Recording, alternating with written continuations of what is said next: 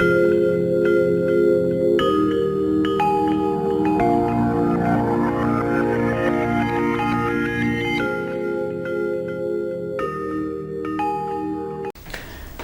عليكم. halkan aad iga daawanaysaan waa bartayda horyaalka shacabka ee YouTube-ka. aniguna waa Abdulqaadir Xasan Duuliya mar kale iyo muuqaaladii aad iga barateen is arag wanaagsan oo xiiso leh. maanta waxaan ka hadli doonaa waxay tahay kundugon. sidee baad kundugon u qori kartaa ama sidee baad taleefanadaada ama waxyaabaha kale ee aad isticmaashid internetkaaga oo kale aad iskaga xiri kartaa si fudud adoo gurigaaga joogo waqti badanna aadan ku bixin raadinta iyo meel aad ka raadinaysid sidoo kale ama dad aad weydiinayso kale. sidee taleefankaaga gacanta ee mar walba aad isticmaashid ee aad doonaysid in aad iska xirtid waqtigiisana uu ka dhamaaday sidee baad si fudud aad ugu qori kartaa email adigoona isdhibayn. si fudud email u qor u dir, email u qor saxiix u dir, wayna ka xirmaya. haddaba sidee baa kundugon ku qori kartaa? waa ku muhiim qaabkan aan ku tusayo in aad samaysid, sababtoo ah qaabka aan ku tusi doono qeybaha dambe qoraalka ah waa muhiim.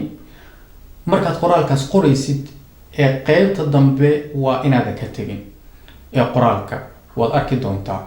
marka intaan kaa tusi doonaa warqadan waad arkaysaa, magacaaga qeybtaas koraa ku qoraysaa. warqadan qoraalkeeda hoosaan kuu dhigi doonaa YouTube-ka, waad ka qaadan kartaa, waad copy gareysan kartaa, kadibna waad magacaaga iyo waxaas ku bedbedelin doontaa. laakiin qeybtan warqadan waxaad sameynaysaa qeybtaas koraa ku qoro magacaaga oo sax ah, adresskaaga, postal asalkaaga ama boostadaada wadadeeda lambarkeeda iyo magaalada. kadib hoos ayaad waxa ku qori doontaa ama geeskaas ayaad waxa ku qori doontaa taleefankaaga lambarkiisa, hand number waa taleefanka aad kundugon rabtid inaad iskaga xirtid oo kale, inaad iskaga qortid oo kale rabtid lambarkaaga halkaasaa ku qoranaysaa. kadibna waxaad qoranaysaa hoosna ku qoraysaa waxay tahay waa daatada.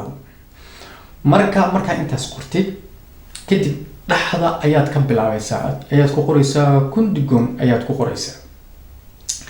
dhaxdaada markaad sidaas ugu qortid kadib ayaad bilaabaysaa qoraalkii waa sidaan aad u jeediin. ama fadlan iisoo dir warqad bishteedukun ama kundugon bishteedukun la yiraahdaa.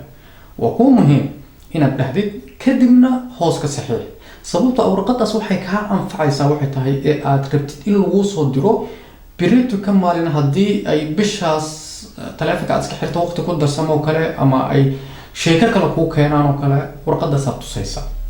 marka insha Allah sidaas u qor. mar walbana kundugonkaagan waxaad ku qori kartaa oo kale waad saan wax u qori kartaa oo kale internetkaaga gurigaaga oo kale taleefankaaga gacanta oo kale oo waxyaabaha nolosha ka midka ah ay yihiin oo kale ayaad ku qoraysaa oo kale. waxyaabaha kale oo kale oo haftfazishirun oo kale haddii aad u baahnaatid oo kale kaarka oo kale awkaaga oo kale haddaad rabtid inaad iska xirtid oo kale waxyaabo badan oo aad rabtid inaad iska xirtid dhan wuu ka anfacayaa kundugonka. isagaad u qoraysaa keli ah lambarkaaga waa ku muhiim oo kundi numberkaaga mar walba waa ku muhiim iyo adresskaaga iyo saxiixaaga waa inta ugu muhiimsan waa intaas iyo iyo xilliga ku muhiim. marka insha Allah sidaas u qor. waxaan filayaa inaad ka faa'iiday haddii ay ku dhigi jirtay inaad kundugon ama aad qortid oo kale. waxaan filayaa inaad aragtay halkan aad ka baran kartid. sidaas ayaana ku rajeynayaa insha Allah muuqaalo kale oo xiiso leh intaan ku kulmi doono. waa anigoo ah Abdulqaadir Xasan Duuliye bartayda horyaalka shacabka. fadlan subscribe iyo saar. waa ku mahadsantahay daawashada.